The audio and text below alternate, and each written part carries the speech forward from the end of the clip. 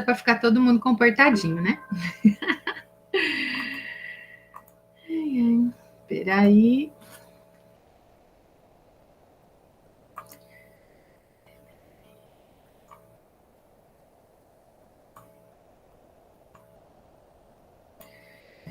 Pessoal, boa tarde. Boa tarde a todos e a todas que estão presentes no nosso grupo hoje. Nós somos o grupo de estudos sobre abordagem crítico-superadora da educação física, que desenvolve o programa de estudo na fundamentação da abordagem crítico-superadora da educação física, expressa no livro coletivo de autores Metodologia do Ensino da Educação Física, publicado em 1992, e o seu desenvolvimento. Hoje o nosso encontro é com a professora Josiane Cristina Clímaco, professora lá da Bahia, que vem contribuir com a nossa formação. A gente já agradece de antemão. A professora Josiane Cristina Clímaco é uma mulher preta, de axé, mãe, sambista, dançarina, mestre e doutoranda em educação pela UFBA, professora de educação física na Rede Estadual de Ensino da Bahia, é especialista em planejamento educacional pela Universo, é especialista em metodologia do ensino da educação física, políticas públicas de esporte e lazer pela UNEB, que é a Universidade do Estado da Bahia, pesquisadora com foco nas leis 10.639 de 2003 e 11.645 de 2008. E aí eu preciso baixar para autorizar alguém a entrar.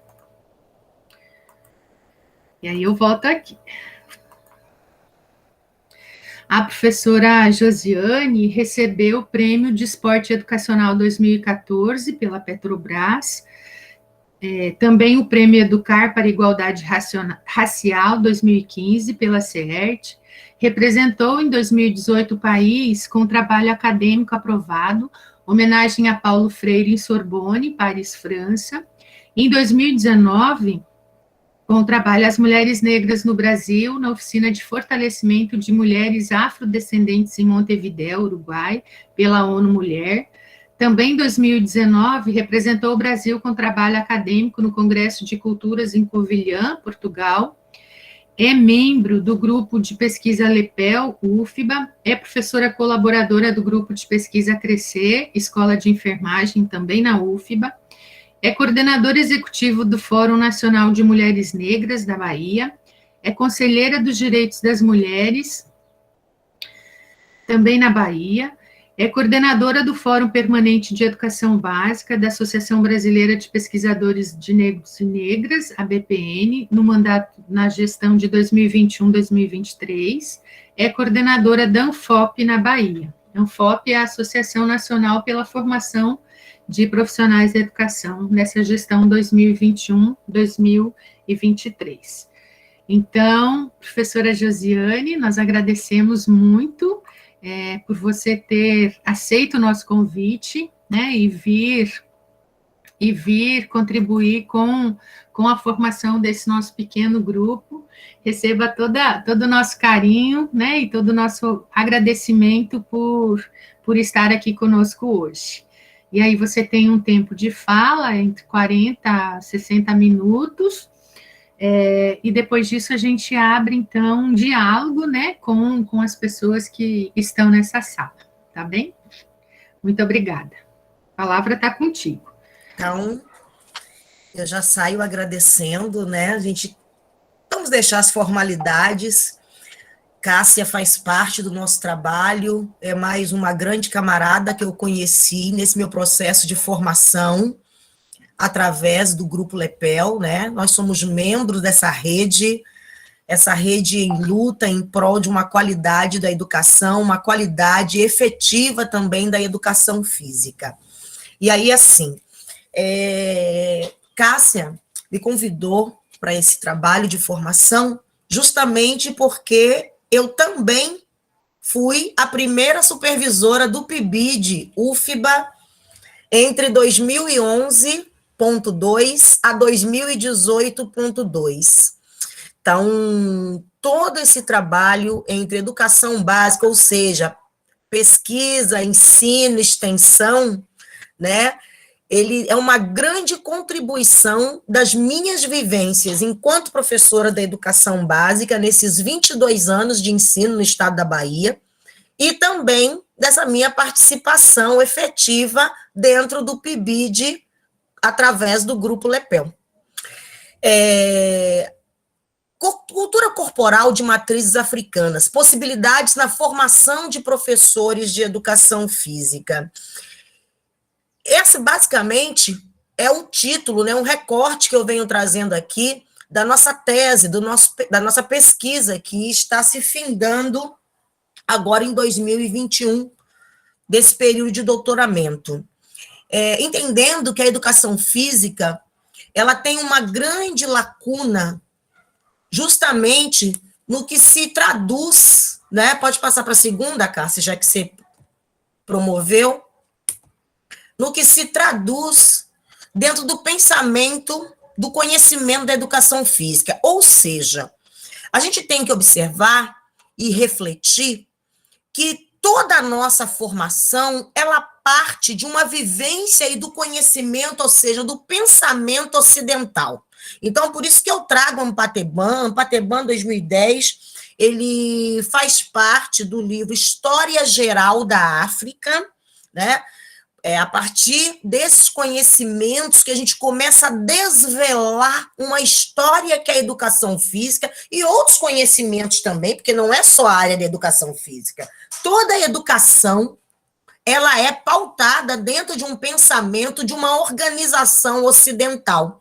E o que o Lepel, a partir da abordagem crítico-superadora em seu desenvolvimento hoje está defendendo? Que todo o patrimônio sócio-histórico, cultural da humanidade, ele seja tratado, sistematizado, disseminado seus conhecimentos na formação de nós, professores de educação física, e também nas nossas escolas. E a partir, né, dessa premissa, que a gente observa as lacunas dentro dessa valorização, desse território, dessa herança cultural que a educação física traz, e que nós sabemos que da nossa história nós temos o quê? A higienia, a eugenia. Eu não vou me aprofundar, porque eu tenho certeza que vocês já discutiram sobre isso, e se não, também vocês podem colocar como perguntas após a minha fala, para a gente aprofundar no debate, né? Entender que a educação física ela sempre contribuiu para esse sistema capitalista, que é a castração dos corpos, o ordenamento legal de nós, seres vivos, e principalmente dentro do Brasil. Porque a organização brasileira, se a gente for parar para analisar, né? Por que surge o policiamento? Por que surge o direito? Como é que se organiza as nossas instituições? É a partir do pensamento do colonizador. E como a gente comprova isso? Terceiro slide, Cássia. Por favor. Ok. Eu trago aqui algumas referências bibliográficas que falam sobre os livros da história da educação física. E aí a gente busca como critério organizar quais foram os períodos da história da educação física que esses livros apresentam. Então, aqui eu tenho essa questão. Por exemplo, o livro de Marinho e Pena, que diz a história da educação física, né? E aí a gente observa que existe uma lacuna sempre quando chega na Idade Antiga. Você apresenta na pré-história, você apresenta... E outra lacuna que existe é que o Egito, quando colocado, ele aparece no texto desses livros como se tivesse um deslocamento do continente africano. E isso é proposital. A gente precisa refletir sobre isso. Isso é proposital para os nossos colonizadores. Por quê? Porque nós entendemos, isso está escrito, não é uma coisa da Josiane, se for na História da África, se for em outros livros até de autores ocidentais, né, que gregos, romanos foram beber nas águas de Alexandria. E aonde fica Alexandria nesse mapa? Fica justamente no Egito. E, querendo ou não, essa escola de Alexandria é que deu os primeiros passos da sistematização desses conhecimentos. Mas nós observamos e sabemos que quem escreve a história é quem tem o poder na mão. E quem tem o poder na mão dissemina a história como absoluta e como ela quer. Então, a gente vê que existe um apagamento dessa história africana, desse legado africano, que tanto contribuiu para o desenvolvimento desse patrimônio sócio-histórico cultural da humanidade. A gente aqui não desqualifica, por exemplo, as escolas da ginástica. Nós sabemos que as escolas da ginástica, as sistematizações foram através da escola soviética, da escola alemã, da escola francesa, e assim sucessivamente. A gente não está desqualificando e nem negando esse assunto. Mas o que nós temos que compreender, pode passar para o próximo, Cássia? Isso, pode virar. Ok. O que nós temos que compreender que antes dessas sistematizações, existiam egípcios antes da Era Comum, ou seja, antes de Cristo. E esse antigo Egito, que é chamado do Egito quemetiano, são os povos quemetes, são os povos núbios, né? Esse Egito, ele já treinava, ele já pulava, ele já saltava, ele já dançava. Então, pensando em nós, educação física, o que nós queremos dentro desses conhecimentos? Nós queremos todas as práticas corporais, né, que foram elaboradas, desenvolvidas pela humanidade. Então, esse apagamento que nos nossos livros trazem, não trazem esse Egito quemetiano que está institucionalizado, territorializado dentro do continente africano. Desculpa. E que o Egito, ele é um país e que a África é um continente. Ah, mas só existe sistematizações nesse norte da África, ou seja, nessa África norte-saariana? Não. Existem também sistematizações na África banto, ou seja, na África subsaariana. E essa África subsaariana que a gente traz aqui, ela começa a nos trazer os nossos reinos que antes eram... Quem veio? Os povos africanos que vieram para o Brasil. Que foram os iorubás, que foram os povos jejes, que foram os povos bantos, que foi o povo de Queto. Então, esse é um conhecimento que é negado e que é colocado, aproveitando que ontem foi o Dia da Cultura Popular, que é um conhecimento que ele é minimizado dentro da nossa cultura brasileira e que por muito tempo tem sido folclorizado e adentra as nossas escolas de formas pontuais ou apenas de formas festivas, sem sistematizações e tratos pedagógicos. Então, é diante desse processo que a gente observa essa lacuna e vem com essa orientação, com essa organização, que é o que a gente chama de o trato com o conhecimento. Então, é o que nós vamos chamar aqui de o trato com o conhecimento das matrizes africanas dentro da educação física. Pode passar. E aí, por que existe essa lacuna? A gente tem que falar de racismo estrutural. Não há como não negar um racismo estrutural. E esse racismo, ele vai se instituir através do Estado. Quem é o Estado? O Estado ele é formado pela educação, pela política, pelo jurídico, pela filosofia, pela economia e pela religião. O que nós estamos... E quando eu falo religião aqui, eu quero explicitar que religião, nós não estamos sendo contra a religião. O que nós queremos colocar é que a política, o Estado, usa a religião para poder castrar esses corpos, para poder deslocar esses corpos para onde se bem entende, para usar esses corpos, ou seja, nós seres humanos. É o que a gente chama também, através de Marx, de alienação e estranhamento. E eu faço esse deslocamento para a religião, porque também existe, não só na condição, né, de classe, do estranhamento e alienação de classe, mas também o estranhamento e a alienação através da religião, onde vai se configurar isso. Então, institucionalmente, esse racismo ele vai perpassando e apagando, né? Quem é esse povo que veio para o Brasil numa condição de escravizado, ou seja, nós não somos escravos. O povo negro não somos escravos. E a partir daí, eu trago um outro exemplo dentro da educação, e cito a professora Ana Célia Silva, quando ela coloca do papel e da imagem do negro nos livros didáticos. E aí, se a gente observar, abramos os livros didáticos, né, de educação física, nem vou dizer, porque mais basicamente a gente nunca teve livro didático na educação básica, né? Agora que tem alguns, mas e mesmo esses alguns, nem isso se tem. Não é isso?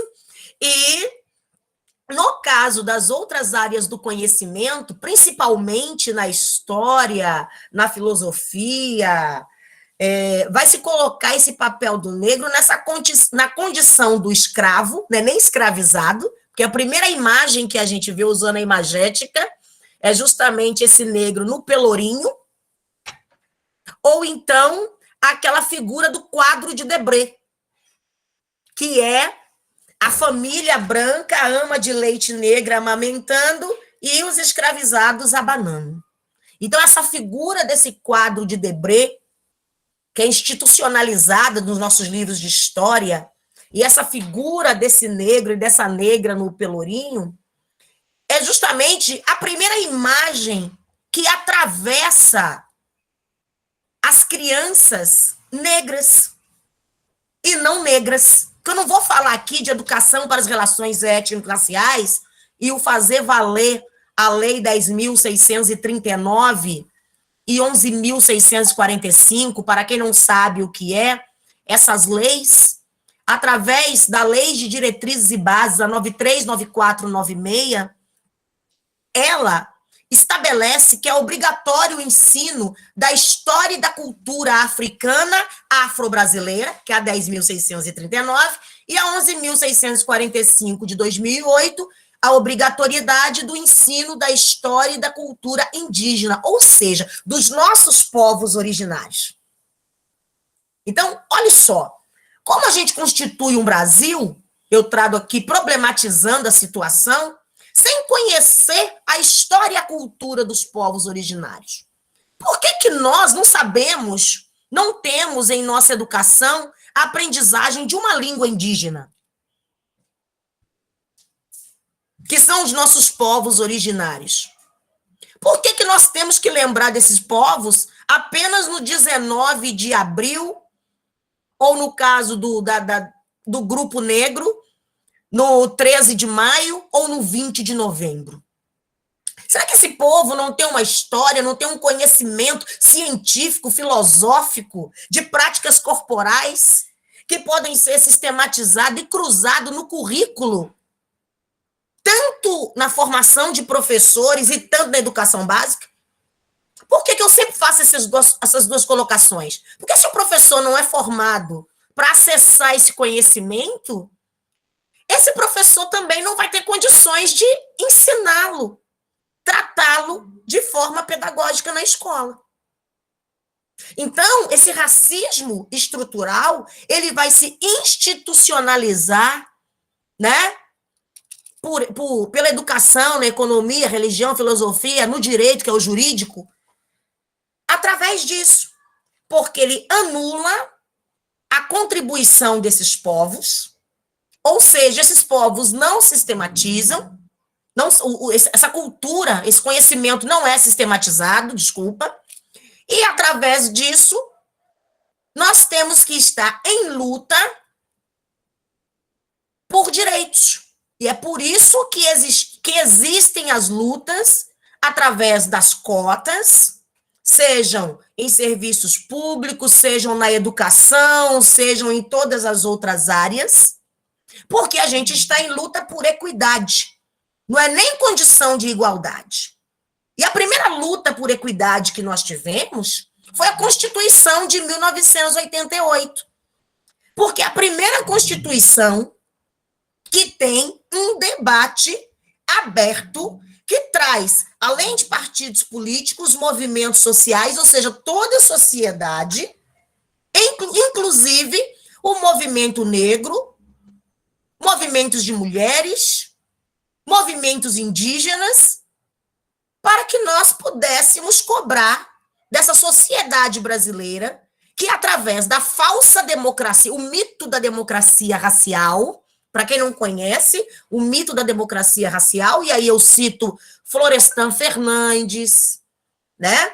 A gente tem que estar trazendo esses nossos ícones que debatem o Clóvis Moura, que também é um negro, marxista, socialista, já falecido, só quem não pode acessar o Marxist.org, que nós temos muitas obras do Clóvis Moura, né? O próprio Abdias Nascimento, porque esse mito da democracia racial, ele só existiu para anular essas contribuições afro-indígenas no desenvolvimento da sociedade brasileira. E aí, assim, como se nós vivêssemos num país onde vivêssemos em paz e estava todo mundo muito bem. Claro que estamos bem, está tudo muito bem, onde se mantém 4% acessando, né, o valor bruto do capital desse país, e enquanto o restante está na base da pirâmide. E aí é quando a nossa Angela Davis diz: quando uma mulher preta se movimenta nessa base da pirâmide, ela se movimenta toda a sociedade. Por quê? Porque se essa base da pirâmide, que nós temos que fazer uma análise interseccional, ou do geral para o particular, né? Se a gente for buscar as categorias da dialética, entendendo que nós temos recorte de classe, sim, mas nós temos recorte de raça e nós temos recorte de gênero. E esses recortes, eles nos servem não apenas como números, mas para que nós possamos estudar políticas públicas em todas essas áreas, seja na educação, seja na economia, seja, todos os nossos direitos que nós precisamos alavancar para mudar essa barbárie que nós vivemos. Pode passar, por favor, Cássia. Isso. E aí o Almeida, que é o Silvio de Almeida, ele vai dizer que raça, né, afinal de contas, não fomos nós, pretos e pretas e indígenas, que nos racializamos. Quem nos racializou foi o colonizador. E ele nos racializou justamente para nos colocar nesse sistema de subalternidade. E ele diz que raça ou nação, ela emerge da integridade, da masculinidade, ou seja, a gente também vive dentro de uma égide do patriarcado, do heteronormativismo, que, na verdade, só pode ser uma nação coesa se a versão correta de hierarquia de gênero foi instituída e reproduzida.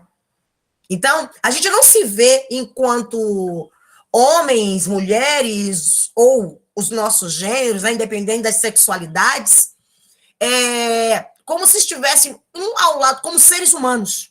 Porque a gente precisa se ver enquanto seres humanos, que nós podemos estar em os lugares que nós quisermos estar. É inadmissível a gente ver um ministro da Educação nos falar que a universidade não é para todos. É óbvio que muitos se formam e não tem um mercado de trabalho. Claro, como que na barbárie do capitalismo vai se haver emprego para as pessoas? Se eles mesmos estão fazendo desmonte, né? Através das reformas trabalhistas, através da reforma da Previdência, através do desmonte da educação. Então, é isso que a gente tem que ter cuidado, para não cair nessas armadilhas. né? E reverberar um discurso de hierarquia e que não propicia a gente crescer. Então, diz que a família é o eixo para essas operações tecnológicas. E eu pergunto, que família é essa? Ela conecta os homens e as mulheres, os garotos e as garotas, à comunidade mais ampla, a partir da qual eles devem se orientar para possuir uma pátria. Isso é lindo, né? É uma pátria que hierarquiza e que diz que indígena não pode ter terra, que tem que morrer. Não é à toa que foram dizimados desde 1500 até agora. E que a negritude, que está mais urbana, porque ela adentrou os centros, as suas favelas, mora de forma desordenada. E não tem direito à educação, não tem direito à saúde.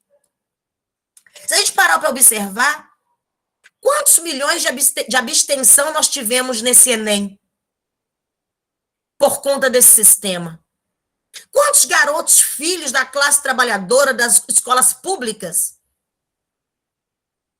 não vão ter condições de acessar o SISU? Então, é isso que a gente está trazendo aqui. E aí, o racismo, na perspectiva estrutural, ele se considera como um processo histórico e político. É a implicação do que a gente precisa analisar sob o prisma da institucionalidade do poder, que é o que eu estou trazendo com esses exemplos para vocês, para que a gente possa avançar dentro da educação física. Vamos lá. Ok. E aí, a partir de tudo isso, qual a conclusão que a gente chega? A gente chega à conclusão que a gente vive o genocídio dessas populações, que não é só da população negra. É o genocídio da população indígena e é o genocídio dessa população negra, e que o Mbembe ele vai estabelecer como necropolítica. E o que vem a ser essa necropolítica? É a necropolítica onde o Estado estabelece quem vai sobreviver e quem vai morrer. E, diante disso, antes da pandemia, nós já tínhamos um aprofundamento das desigualdades dentro do nosso país. Conseguimos mudar, dentro de governos progressistas, alguns números, mas ainda não foram satisfatórios, porque as políticas foram desenvolvimentistas. E essas políticas desenvolvimentistas, elas, quando apresentadas dessa forma, elas não se tornam uma política de Estado, e sim política de governo. Quando chega um outro governo, vai e derruba. Se não fosse isso, nós não teríamos agora uma BNCC, que é a base nacional curricular, não é isso? Comum, né? E nós não teríamos esse desmonte da educação e não estaríamos aqui lutando, né, contra essas alterações, ou seja, o que a Anfop luta, que é contra a resolução de 2019. Pois a gente está aqui querendo o quê? Uma formação ampliada, uma formação de qualidade, uma formação completa, direta, para o desenvolvimento desses filhos e dessas filhas da classe trabalhadora. Seja tanto na educação básica e também tanto na educação superior. Vamos lá? E aí, eu começo a apresentar para vocês, qual esse conhecimento, né, que foi anulado, subsumido dentro da nossa história da educação física. E eu trago aqui, por exemplo, às vezes falavam assim, mas africanos não escreviam, africanos não tinham línguas, a África tem mais de 2.000 línguas, não é dialetos? São línguas. A África tem mais de 2.000 línguas. É um continente com 55 países. E aí, trazendo a África quemetiana, porque isso foi não respeitar a forma que os grupos africanos, étnicos africanos, escreviam. Todo mundo é obrigado a escrever em latim, inglês, português, francês? existe o inglês, português, francês, holandês, alemão, por que não podem existir também as línguas africanas? E a forma de registro desse povo era justamente, inicialmente, eram nos seus papiros e nas suas tumbas.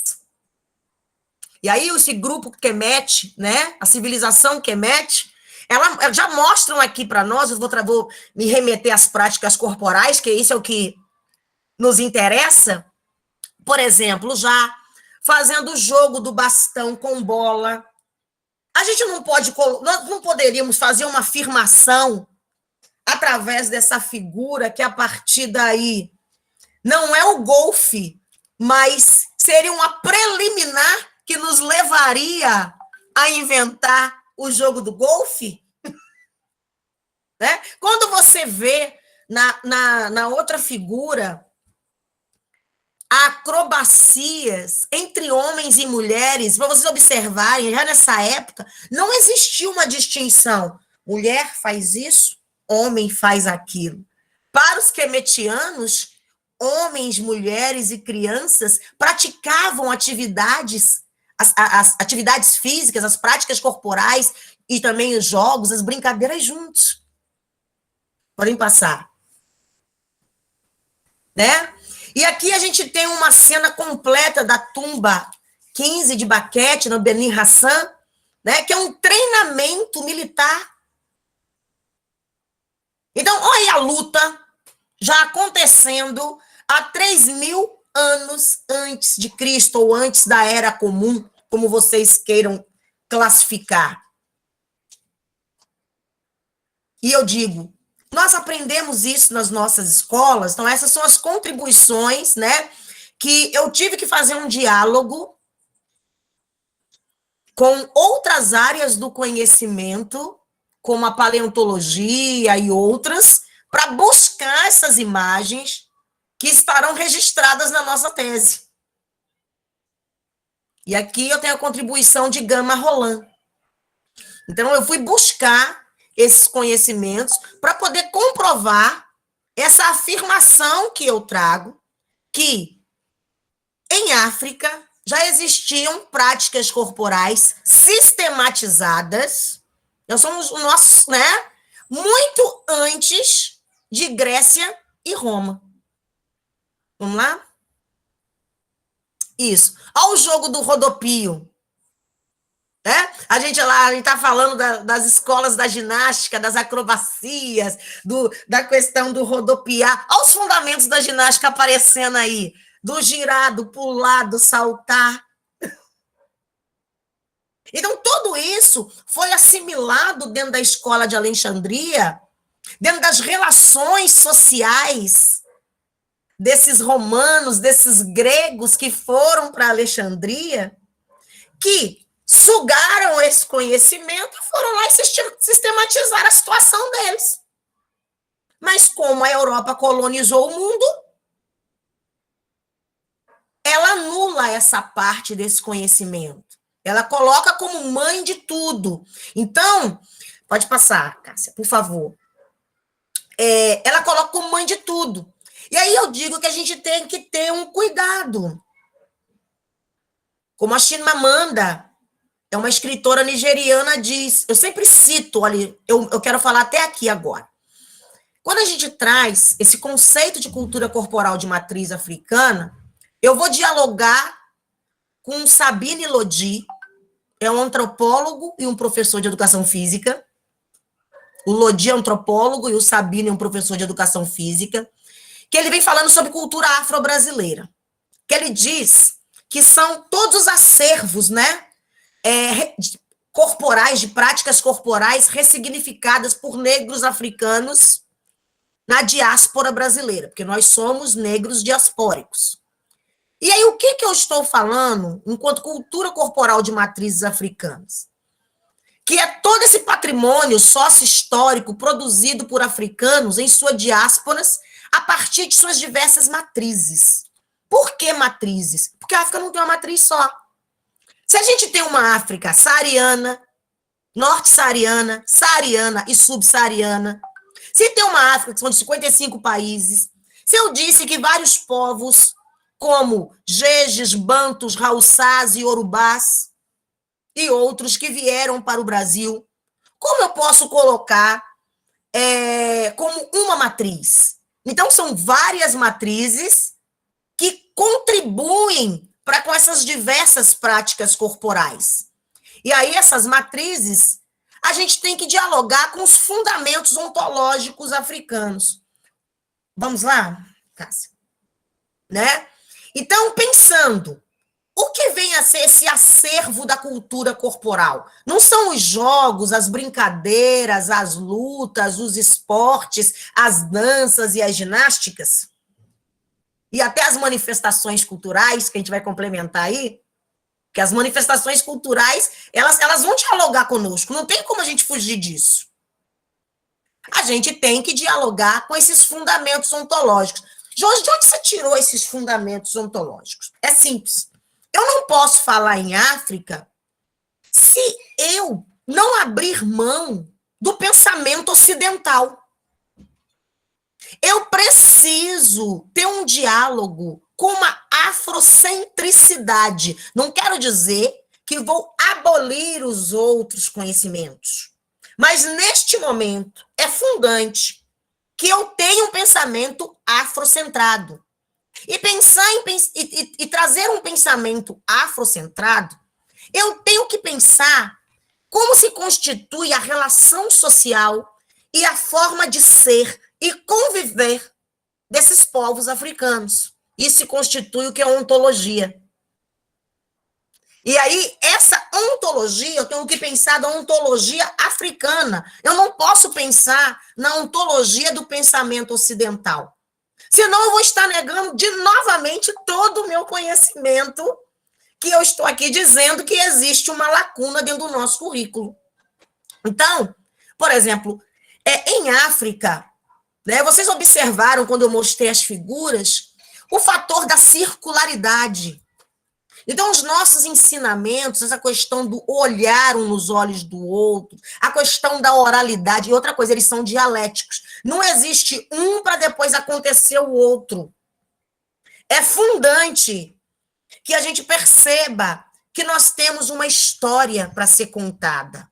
Então, assim, não se ensina o próprio coletivo de autores e o seu desenvolvimento já defende que não se trata um conhecimento do esporte, das lutas, da ginástica, ou seja, todo esse acervo desses elementos, sem você historicizar esses fenômenos.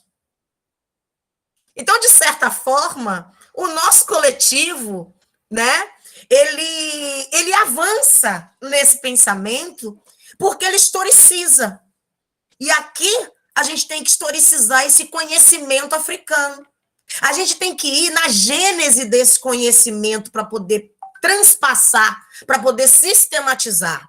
Então, buscar esses princípios, né, civilizatórios, como a Azoilda Loreto Trindade defendia na educação infantil, e aí eu venho instituindo com o conceito de fundamentos ontológicos africanos, que é a oralidade, circularidade, religiosidade, a corporeidade, ou seja, como que essas práticas corporais elas se desenvolvem nos diversos modos de produção da humanidade. Será que a mesma, eu vou dar um exemplo, será que a mesma dança africana do povo Kemet, lá em 3.000 anos antes de Cristo, é a mesma dança africana agora na contemporaneidade? A gente já nasceu dançando? Né? A gente já nasceu jogando? A gente já nasceu praticando esportes? Ou a gente aprende isso através das nossas relações sociais? E aí essas relações sociais, as bases que você vai aprender esse esporte, por isso que precisa de fundamentos. Então, para se ensinar, né, as matrizes africanas, elas dialogarem com a educação física, para fazer valer essas leis, para fazer valer a equidade, para ser uma educação antirracista, ela precisa dialogar com esses fundamentos para poder sistematizar esse trabalho. Então, por exemplo, o que é o cooperativismo? O cooperativismo é justamente que você vai trabalhar num sistema de coletividade. Então, eu pergunto, que projeto de sociedade no currículo, professores e professoras, a gente defende? As nossas práticas, enquanto professores de educação física ou no PIBID, né, que adentramos a escola, mesmo que agora nesse momento remoto, elas endossam o sistema capitalista? Ou a gente traz a criticidade? Porque é muito fácil estar lá no PPP, no projeto político-pedagógico, formar cidadãos e cidadãs críticos. Críticos para quê? Por quê?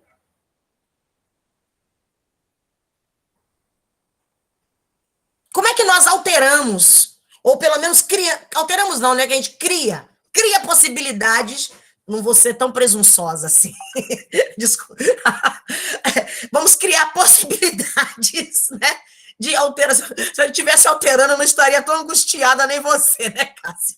Então, como é que nós criamos possibilidades para alterar esse sistema que toda hora joga na nossa cara que a gente não é nada? Como é que a gente cria possibilidades com os nossos estudantes? Porque se fosse isso, a gente não estaria em luta nos nossos organismos, né? Se a gente estivesse alterando. Então, a gente está buscando essas possibilidades. Porque quando a gente pensou que estava dando um suspiro, um respiro, a gente cai tudo por terra. Então, a gente vai precisar lutar de novo, rapaziada. Tá? Vamos lá? E como é que eu sistematizei tudo isso? Né? Como é que a gente começa toda essa sistematização? Como eu falei, eu sou professora da rede estadual e eu trabalho numa escola, um colégio de ensino fundamental 2 até o ensino médio. Ou bem, ele vai do 6º ano até a 3ª série do ensino médio. E é um colégio que ele fica no subúrbio de Salvador, é o último subúrbio de Salvador, né? Você foi lá, Cássia? Você chegou lá não, né? Pois é, mas do centro de Salvador, da UFBA para Salvador, de carro dá em torno de uns 40 minutos, de buzu dá 1h30. Certo? E eu trabalho com remanescentes quilombolas. Eles são todos de territórios quilombolas, tanto urbano e tanto rural, porque eles estão dentro da Baía de Todos os Santos. E eu chego nessa escola e vejo que essa escola tem um currículo que não respeita a territorialidade dos seus educandos. E que tem alguns professores que moram no subúrbio, mas que também não se sentem pertencentes. E isso a gente vê até hoje. Porque a nossa escola, por ser longe, ela tem um grupo de professores efetivos muito pequenos. Então, a gente tem uma rotatividade de professores contratados, né? Nada contra, mas o que a gente quer é que tenham concursos para que sejam efetivos, porque a gente tem que ter sempre que recomeçar o trabalho. Quando você pensa que você vai alavancar com o trabalho, aí muda tudo. E a área de educação física, por ter 2 professoras efetivas, foi a que conseguiu sistematizar e jogar à frente esse trabalho com a cultura corporal de matrizes africanas, que somos eu e a professora Márcia Lúcia dos Santos. E aqui essas fotos, né, representam... nós estamos numa sala de aula de dentro da escola, porque nessa época não tinha quadra, eu ensaiava no chão de areia, ou então na frente da direção em salas de aula, que dava um problema danado, né? Porque a aula de educação física é barulhenta. E aí, a escola toda, os meus colegas reclamavam que não tinha nada, que a gente fazia muito barulho, eu com os meninos, fazia o quê? Eu e Márcia, né? Mas a gente desenvolveu essa proposta E sistematizando esse trabalho, nós colocamos da ginástica da escola, das escolas da ginástica, a ginástica alegria na escola. Eu compartilhei contigo, não foi, Cássia? Em PDF? Não? Então eu vou compartilhar depois, desculpa. Eu pensei que eu tivesse colocado. E aí, esse livro, dentro dele, são no Prêmio Petrobras de Esporte Educacional, foram 10 escolas que foram premiadas. E lá está a nossa sistematização, que é das escolas da ginástica, a ginástica alegria na escola. E essa ginástica alegria na escola, né? Nós fizemos um diálogo com a ginástica, as danças de matrizes africanas e a capoeira. E foram fundamentados por esses fundamentos ontológicos e também pela abordagem crítico-superadora e a pedagogia histórico-crítica. Então, é um trabalho que ele não é estanque, a gente vem organizando esse trabalho. Esse grupo que estava aqui conosco é um grupo de estudantes que já terminaram seu ensino médio. Pela primeira vez, desde que essa escola, em 31 anos que essa escola tem, se eu não me engano, eu entro nessa escola em 2010, e em 2018, pela primeira vez, nós conseguimos aprovar 21 estudantes na Universidade do Estado da Bahia, mesmo com o programa Universidade para Todos. Então, assim, eram estudantes que eles... E outra coisa, e conseguimos que eles lutassem nos seus territórios, que a prefeitura organizasse como eles tivessem condições de ficar... Quer dizer, Ilha de Maré, que é o território que eles moram dentro da Baía de Todos os Santos, eles têm que atravessar de barco 40 minutos, é Salvador. Só que fica distante. Como que eles vão estudar numa universidade e retornar em alto mar à noite, sem barca, sem uma lancha, sem condições dignas, que não colocasse a vida em perigo? Então, a gente conseguiu que hoje a prefeitura tem uma casa para esses estudantes. Então, hoje, nas diversas áreas do conhecimento, né? Entraram para psicologia, odontologia, pedagogia, direito, educação física, tem de tudo. Então, para nós, foi assim um ganho. É pequeno? É. Né? Se a gente for olhar em números, sim. Mas pela primeira vez, esses estudantes, eles viram que eles podiam. E aí eu pergunto, por quê? Né? Nós falamos aqui como ensinar. Agora, por que ensinar com a educação para as relações étnico-raciais e as matrizes africanas em suas práticas corporais? Porque, como diz Fanon, o colonizador trabalhou muito bem a nossa subjetividade. E nessa nossa subjetividade foi colocada que afro-indígenas não poderia acessar a universidade, que é o que esse ministro está querendo fazer valer agora. Então, quando nós começamos a apresentar possibilidades dentro desse currículo, que o conhecimento da Europa, da Ásia, da Oceania, das Américas, de África, devem ser sistematizados, que a gente não pode ficar com conhecimento só, e que a gente precisa potencializar, que esses meninos precisam aprender línguas, precisam conhecer outros lugares, que precisam acessar museus, que eles precisam deixar de ser explorados. Como, por exemplo, eu tenho estudantes que são garçons, que lá em Ilha de Maré, que não têm direito a um salário, que se vender sua cerveja não ganha nada, trabalha o dia todo sem ganhar nada debaixo do sol, que para que eles ganhem uma comissão precisa se comprar um tira-gosto. Como é que eles vão ter consciência disso, né? Não trazendo a responsabilidade toda para a escola, mas entendendo que a escola faz parte da sociedade e que ela também faz parte da missão dessa escola demonstrar outras possibilidades de vida. Pode passar, acho que eu acabo por aí, né? Ok, pode passar. Eu já até adiantei a fala. Eu já adiantei a fala. Adiantei a fala. Então, assim, porque aí eu entro na dança, que eu entraria na sistematização da dança, e já é uma outra palestra.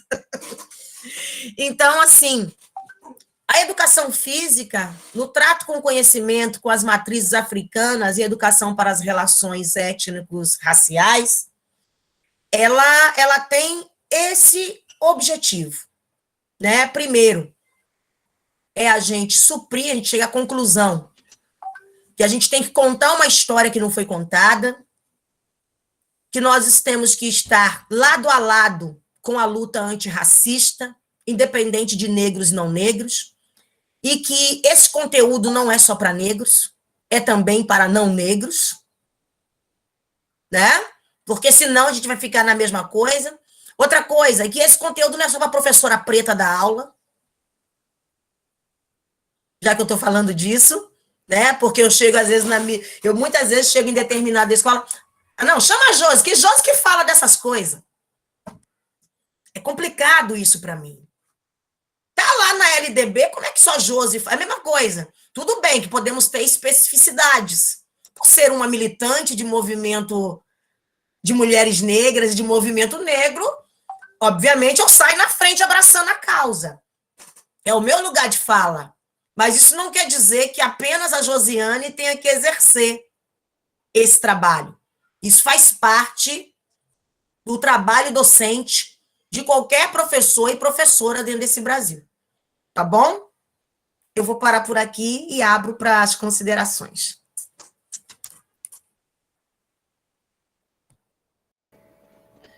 Obrigada, Josiane. Acho que você deu bastante elementos, né, para a gente conversar.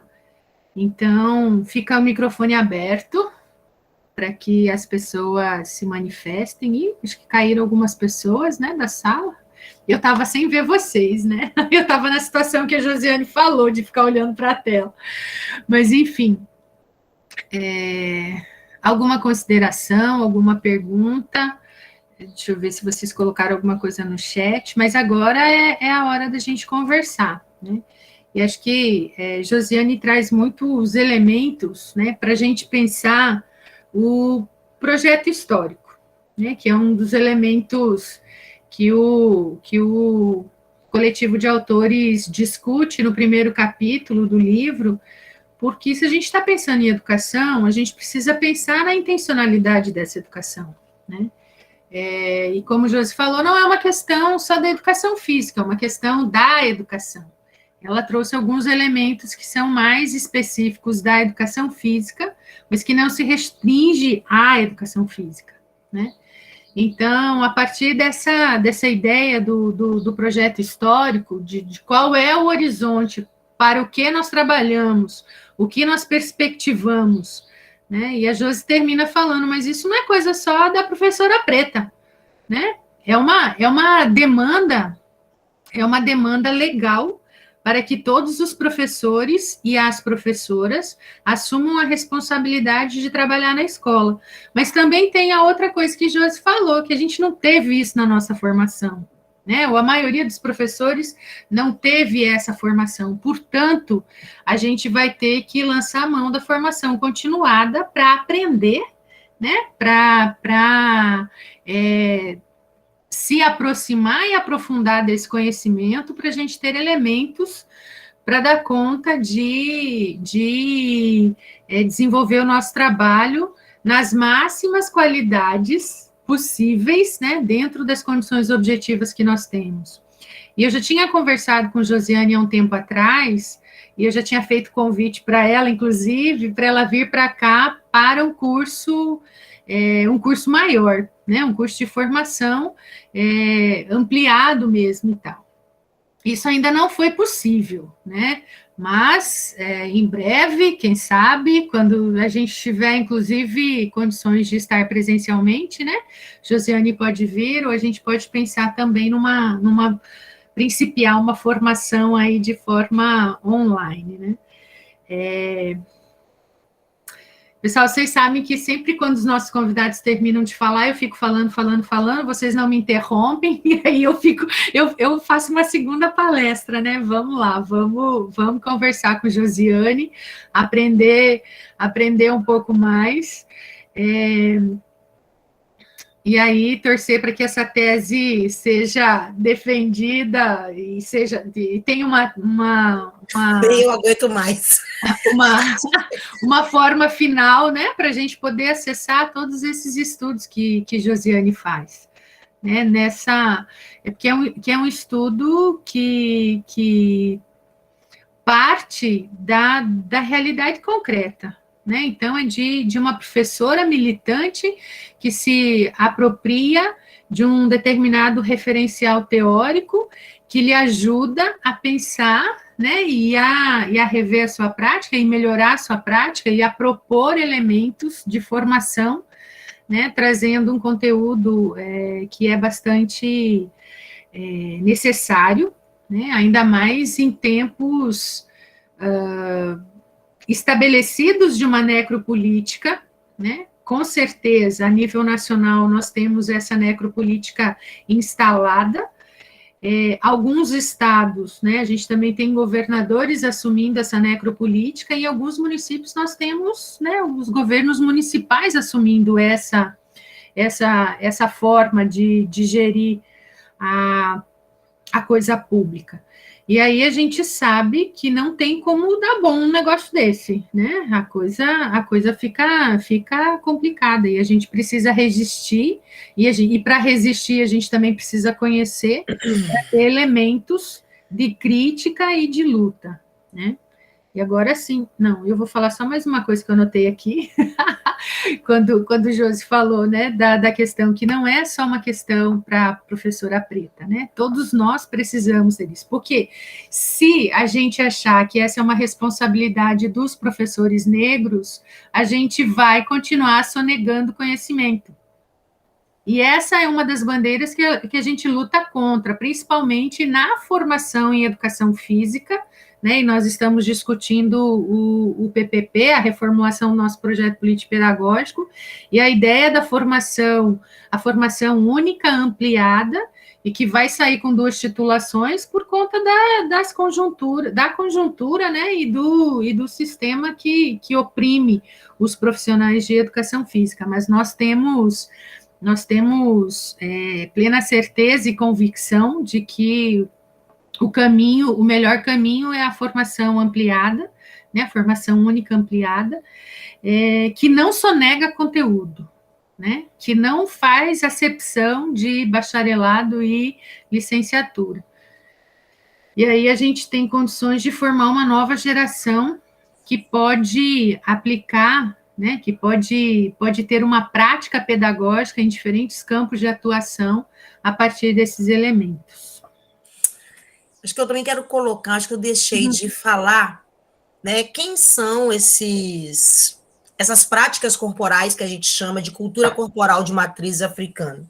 São basicamente os mesmos elementos da cultura corporal, que são os jogos e brincadeiras. Mas quais jogos e brincadeiras que nós vamos buscar? Se a gente está falando da Lei 10.639, nós vamos buscar os jogos e brincadeiras africanas. E também esses jogos e brincadeiras afro-brasileiros. Ou seja, todos os africanos e aqueles que foram ressignificados, modificados dentro do nosso território. A mesma coisa vale para os jogos e brincadeiras indígenas. Só que aí a gente tem que dialogar como ensinar esses jogos. E esse como ensinar, que a gente não pode, assim, O jogo, a brincadeira, ele tem um cunho de diversão, sim, mas só que ele tem um propósito, ele tem um objetivo, né?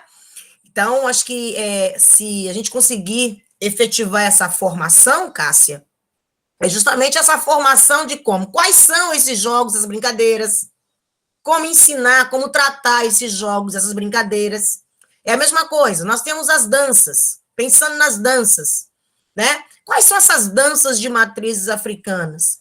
Eu faço uma classificação de dança tradicional, das danças dos blocos afros, das danças urbanas, como o hip hop e outras, o African dance, né?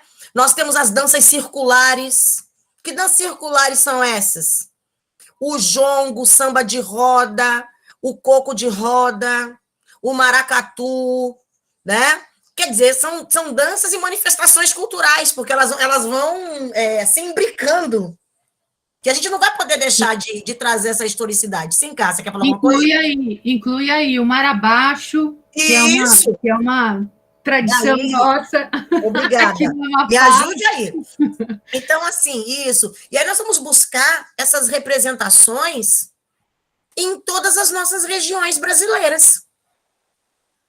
E aí vem a questão do historicizar, vem a questão do ensinar, vem a questão de como se observar se essas tradições, né, elas estão se perdendo, como se tem essa apropriação cultural do capitalismo. Vou citar um exemplo.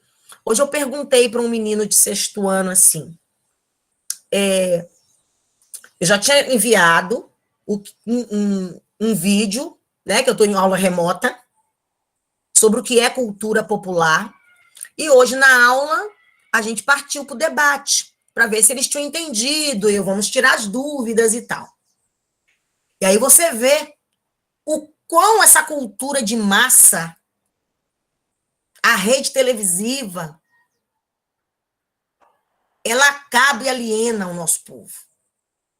E aí ele não me soube responder. Eu falei assim, então faz uma coisa, me fale uma manifestação cultural da sua cidade, de Salvador. Eu não sei, professora. Porque eles nem o carnaval que poderia responder. Então, assim, você vê a falta de diálogo entre familiares. Você vê que são coisas que a gente diz. O que é a cultura popular? É a cultura tradicional do povo. É a gênese dos povos. São os costumes, os hábitos, as territorialidades desse povo. E aí a gente tem que compreender o que está acontecendo na contemporaneidade. Eu não sei a realidade do Amapá, correto? Mas eu vou falar da minha realidade. Aí ele falou assim, mas professor, aqui eu só estou vendo paredão. Mas ele falou da realidade dele. Aquilo me assustou, não nego. Mas o paredão é a realidade dele.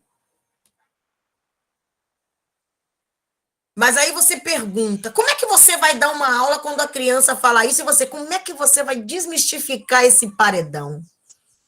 O que ele aprende com esse paredão?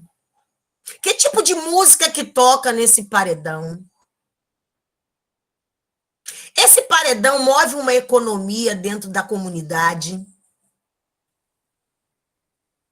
Por que está acontecendo esse paredão dentro da comunidade? Porque não tem como você ouvir isso e deixar batido. Entendeu? Então, essas relações sociais e entender o que é o tradicional, o que é o clássico, e saber problematizar o que essa vida contemporânea está nos apresentando, se faz necessário. Para não achar que tudo tem que entrar dentro da escola. Porque senão daqui a pouco eu vou classificar paredão como cultura e vou querer que os meninos apresentem um paredão dentro da escola. E isso é complicado para nós. Tô falando paredão daqui da Bahia, tá, gente? Que eu não sei se é o mesmo daí.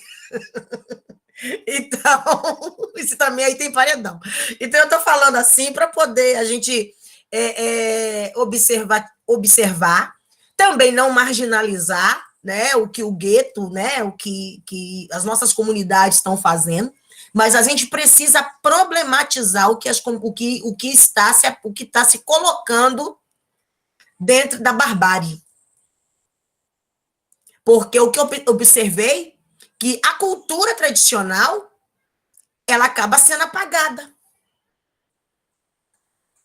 Porque se existe o samba, né? Não digo samba, mas como é que eles chamam aqui? O pagodão.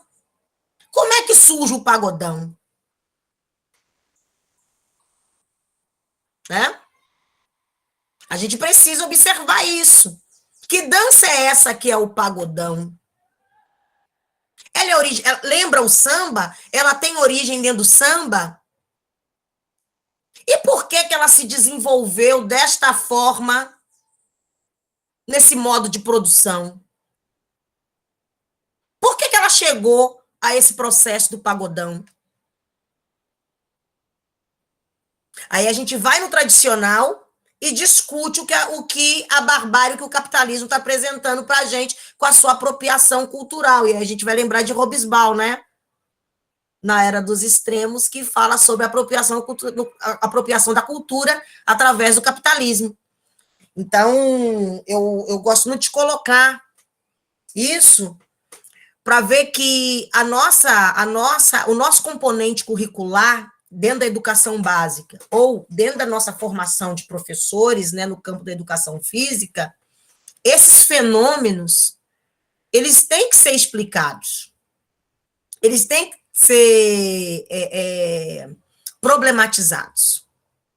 É isso.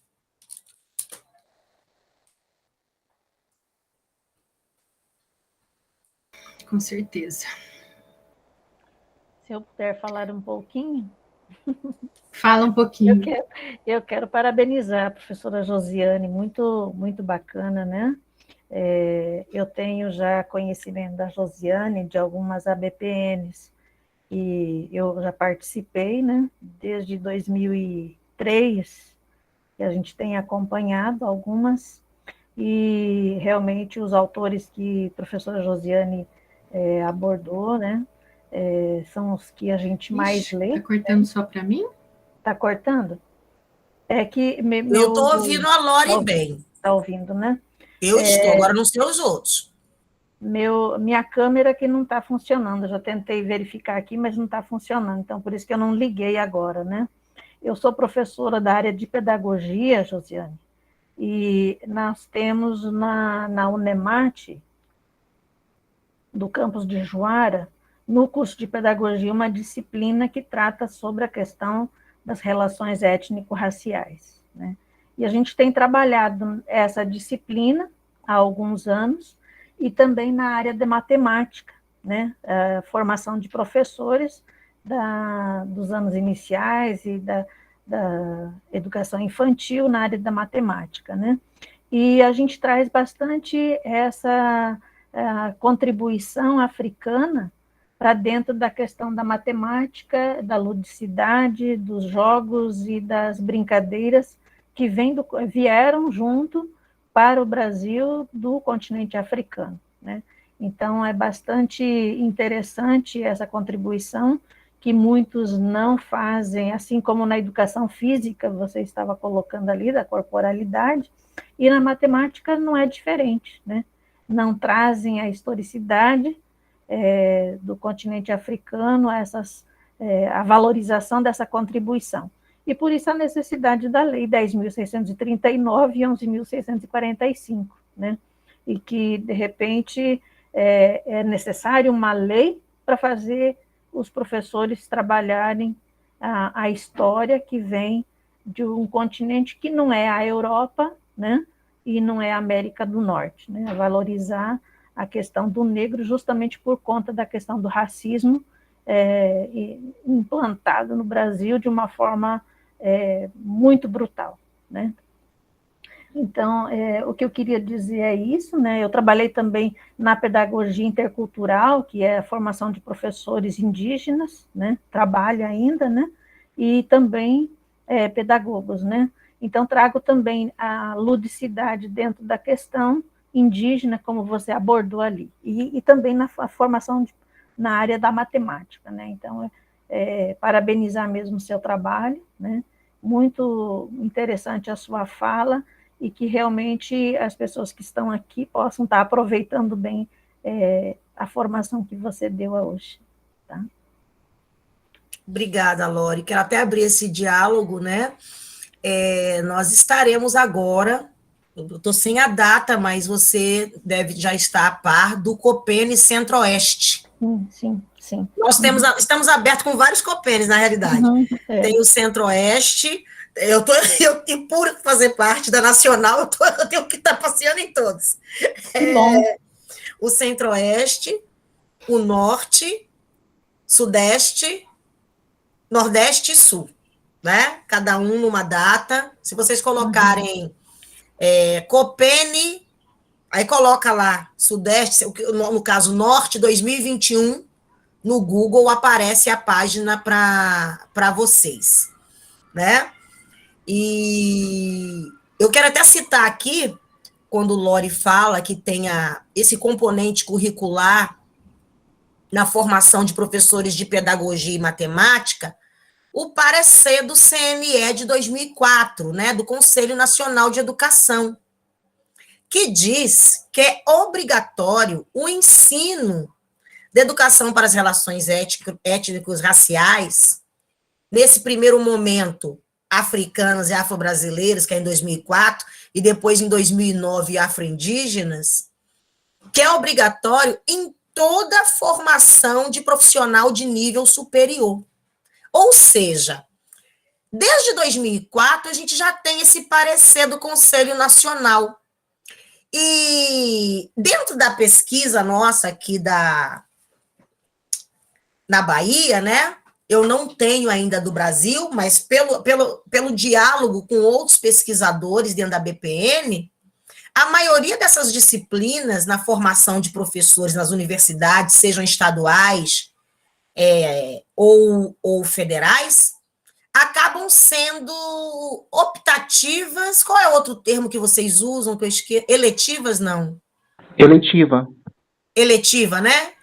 Isso. Optativa ou eletiva, não são obrigatórios. No nosso é obrigatório. Que bom, fico feliz, Lori. Eu também trabalhei numa faculdade particular, na graduação, que é obrigatório. Hoje eu estou só na especialização lá. Mas também é obrigatório. Mas eu observo que tem poucos componentes obrigatórios que tratam deste conhecimento nas nossas universidades. E aí, assim, já que a gente está em discussão dentro do... como eu não sou professora, né, efetiva de universidade, mas fica também aqui a discussão que eu trago para os estudantes. Por que para os estudantes? Porque os estudantes têm lá os diretórios acadêmicos deles. E se eles também têm que ver isso como necessidade. Certo. Então, se eles não colocam isso como pauta na discussão com a congregação, isso também não vai ser tocado nesse assunto. Da mesma forma que os professores, ao realizarem a discussão sobre o currículo, né, dessa formação de professores, não entendem que a educação para as relações étnico-raciais, as africanidades e indígenas, também não fazem parte, não são prioridades dentro do que se chama universal dentro desse currículo, nada vai acontecer.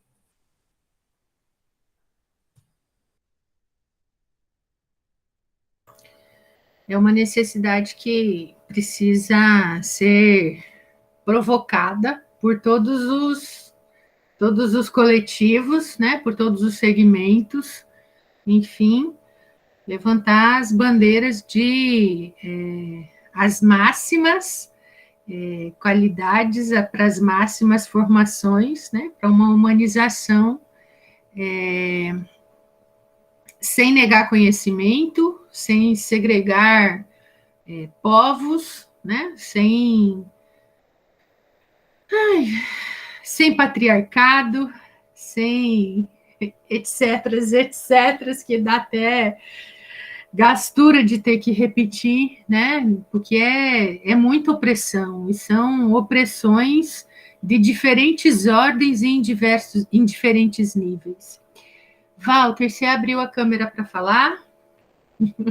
Não, não, é porque eu estava bem ocupado, eu estava só escutando assim, o debate. Aí liguei mais para dizer que estou por aqui também. Acho que, já que você perguntou, né, agradecer a professora Josiane, né, pela excelente explanação e pelo conteúdo. Né, eu acho que esse conteúdo é extremamente necessário.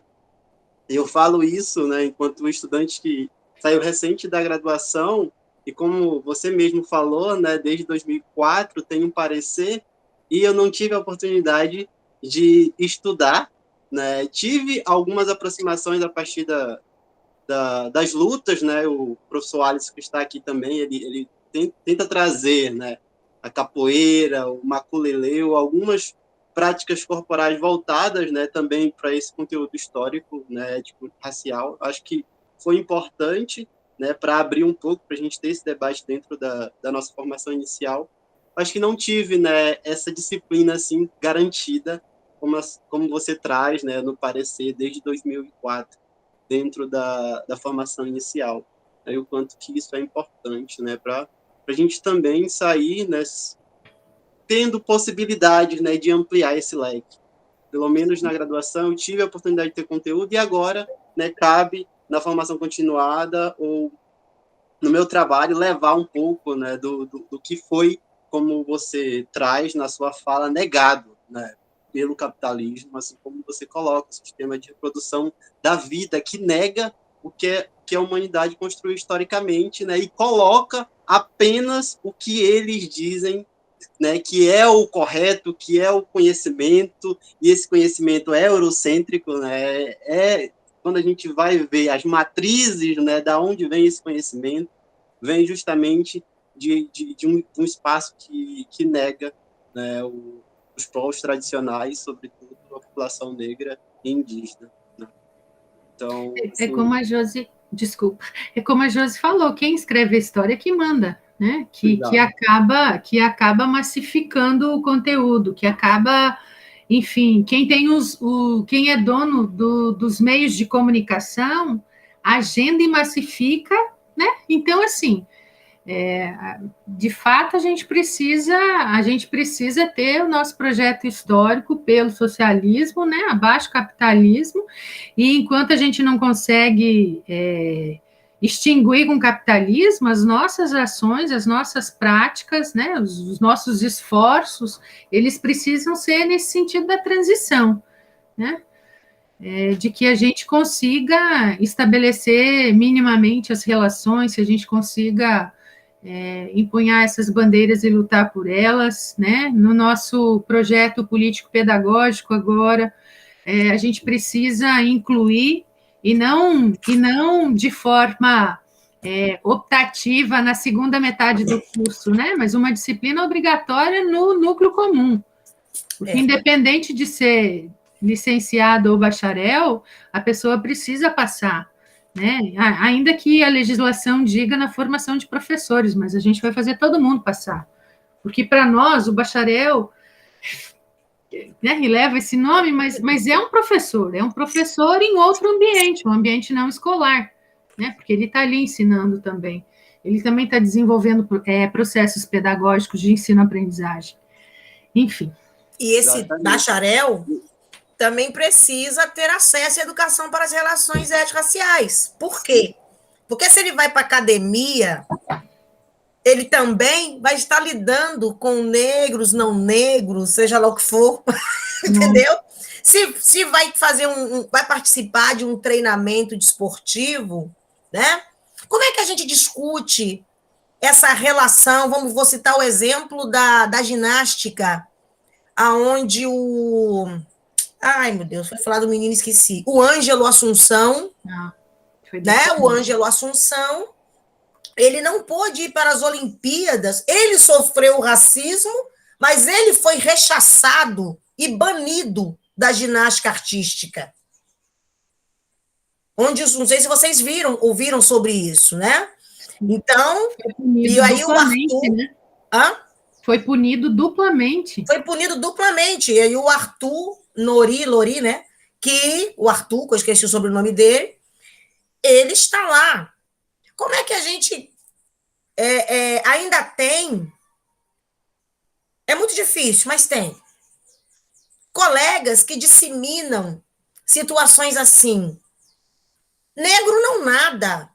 Negro só pode fazer atletismo. Só se sobrepõe no atletismo. Ou no futebol. E quer justificar ainda fisiologicamente, né? Isso. Sabendo que a gente sabe por que negro não nada? Negro não nada porque não tem acesso à piscina. Negro não nada, né? Por que a gente tem aí, majoritariamente, não sei vocês em percentual, como é que as pessoas morrem afogadas? Por que tanta gente morre afogada nesse país?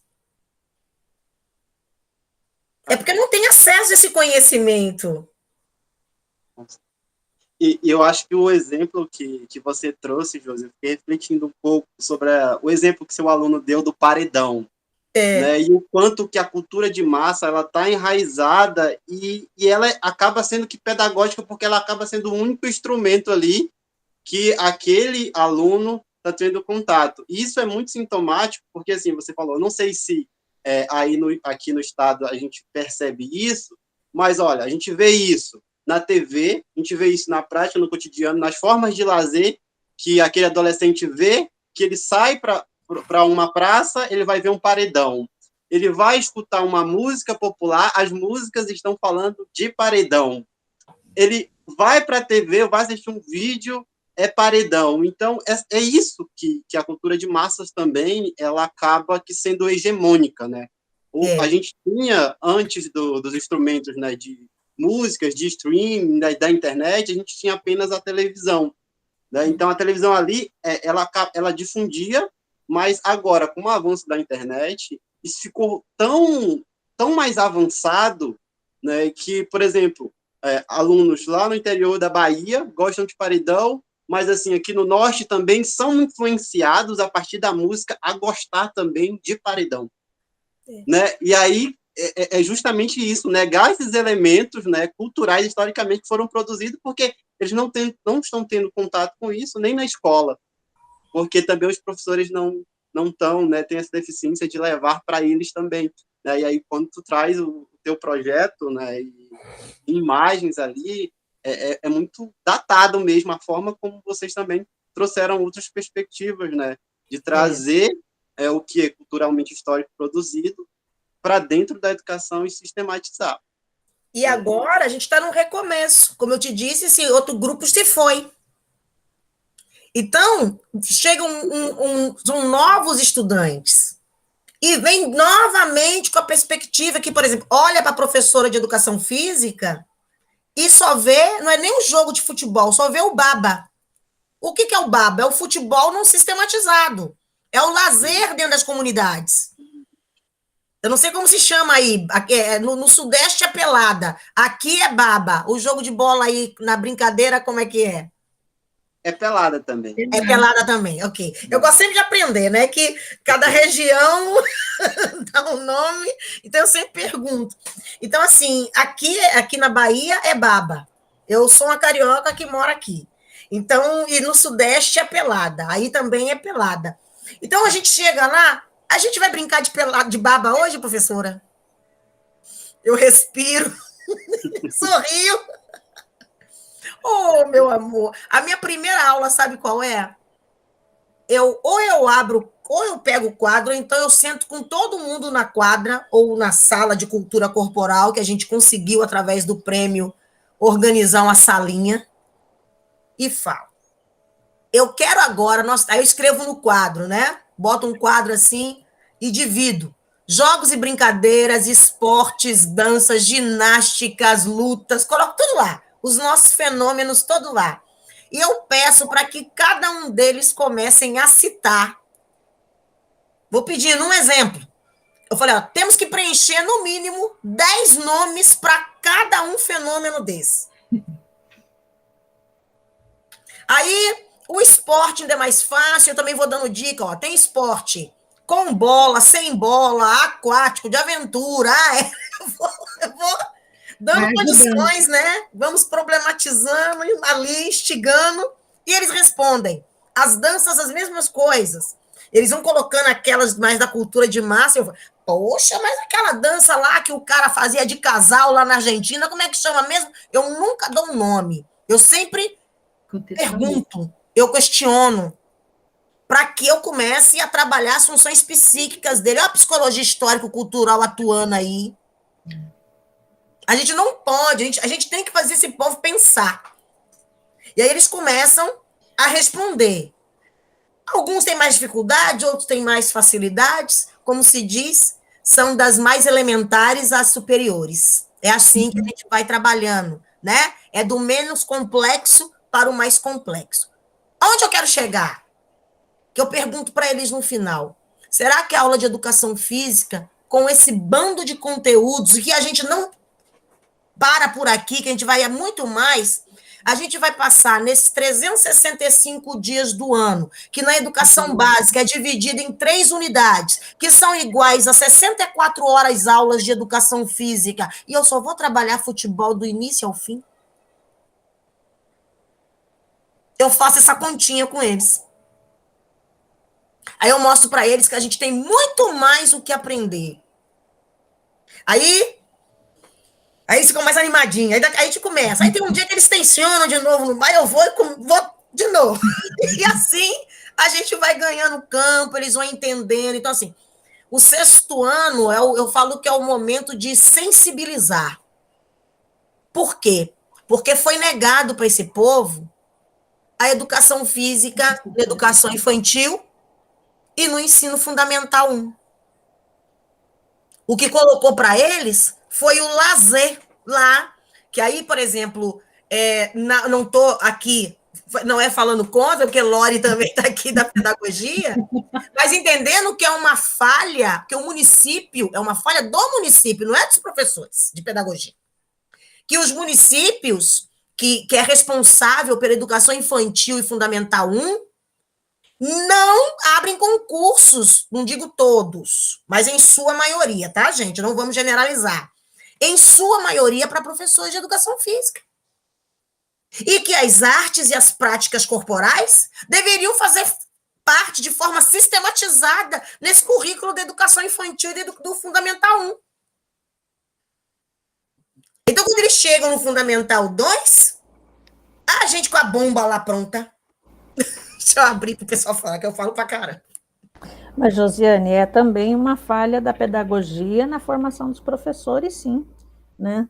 Porque a gente vê que nas universidades nós não temos concursos para professores regularmente, então também tem uma rotatividade muito grande de professores, e que cada um daí dá mais ou menos aquilo que ele acha que está correto, aquilo que ele pensa que tá bom, né? Então, nós temos essa falha, sim, e a gente tem que assumir isso, né? E no curso de pedagogia tem essa falha, principalmente na área, não só ali na área de educação física, mas das artes também, de várias atividades, várias áreas do conhecimento, né? Então, há uma falha muito grande lá, desde a educação infantil, e que isso se reporta mesmo à formação de professores também, né? Então, é uma falha e a gente tem que assumir isso, né? Eu não sei se acontece aí, Lori, mas seria muito interessante, é uma coisa que eu tive essa experiência na faculdade particular, de ter um componente curricular, não vai dar conta, mas é algo também que ajuda, certo? De ter uma formação de um componente que falasse de práticas corporais e pedagogia, não que seja necessariamente isso, mas mais ou menos isso, assim como tem das artes e pedagogia, né? Às vezes tem só jogos e brincadeiras. Isso tem, jogos e brincadeiras. Mas às vezes o que acontece? Esses materiais, os nossos materiais, eu me lembro muito bem aqui. são rifados na hora do intervalo, ou então a própria, com tanta sobrecarga, ela pega a corda, a bola, os brinquedos, joga lá no pátio, ela tem que, enquanto isso, ela vai corrigir, vai fazer não sei mais o quê, vai cuidar do planejamento, e aí larga a criançada com os materiais dando conta da própria situação. Desculpa. É isso. Pessoal, a gente já extrapolou um pouquinho do horário, né, que a gente tinha combinado às 14h30, mas assim, o papo sempre é bom e a gente sempre vai esticando, né? Mas como o Josi também tem compromisso agora, eu acho que a gente podia encaminhar para o final, né? E a gente queria te agradecer novamente, Josiane, pela tua disponibilidade, né? E ficar feliz contigo que melhorou da semana passada para essa, e não se preocupe com isso, que foi ótimo o dia de hoje. Apesar de que a gente teve algumas baixas, digamos assim, do nosso grupo, né, de estudo, algumas pessoas que não puderam vir, mas que vão assistir a gravação depois, e qualquer coisa aí a gente entra em contato contigo de novo. Tá certo. Mas assim, já fica no cabide o convite para uma próxima vez, né, e quem sabe a gente planejar uma formação mais ampliada, e projeto futuro esse da Rede Lepel, né? Com certeza. E a gente te agradece muitíssimo. E eu queria só te falar uma coisa, que eu falei na hora da dança do mar abaixo, mas quando você estava falando do baba, a gente tem aqui o futilama, que por conta da maré, né, do rio Amazonas, Sim. Então acontece o futilama, mas ele não tem essa conotação do baba, né, ou da pelada, porque é uma outra organização, inclusive tem campeonatos, já tem umas coisas todas assim, né? Tem time formado, tem torcida e etc, etc. Já tem uma institucionalização. Mas, grande fenômeno a se estudar. Então, a gente te agradece muito. Se você quiser falar algumas palavras, né, para finalizar esse momento, a gente te ouve também. É só mesmo agradecer e falar sobre a questão do nosso diálogo com os autores, né, que é muito importante. Então, assim, enquanto uma estudante, né, dentro de uma abordagem com materialismo histórico dialético, né, eu sou da Rede Lepel, eu defendo a abordagem crítico-superadora, a pedagogia histórico-crítica, a psicologia histórico-cultural, mas também, enquanto o meu trabalho com as africanidades e afro-indígenas, eu tenho que dialogar com autores e autoras afro-indígenas. E não adianta eu falar que estou dando jogos e brincadeiras de matrizes africanas e apenas ficar perpassada em Elconin. Eu amo Elconin. Eu quero dizer isso, mas eu quis colocar como exemplo. Foi para chocar mesmo. Porque às vezes a gente tem esse erro. Eu vou dialogar com o Elconin através da proposição que ele traz, né, da intencionalidade do jogo e da brincadeira. Uhum. Mas eu preciso dialogar com esses fundamentos ontológicos e com autores. E para a gente entender um pouco essa questão desse racismo estrutural, por favor, quem tiver condições, busquem Fanon, busquem a Revolução Africana, busquem a África Banto, trazendo algumas coisas. Busquem as filosofias africanas de Ney Lopes, né? Pensem no panafricanismo, sabe? Então, existem muitos panafricanistas, isso é muito bom, e busquem que está lá gratuito, dentro da Unesco, os 8 capítulos da História Geral da África, para compreender como começa o nosso processo das práticas corporais. Já dou logo a dica do capítulo 1, do livro 1 e o livro 2. Tá bom? Muito bem, ótima contribuição, né? E, de fato, para a gente se apropriar, a gente precisa ir nas fontes, né? E quem desenvolveu, quem conseguiu sistematizar o pensamento e a cultura, né? Então, Josi, muito obrigada. Beijos, fiquem bem.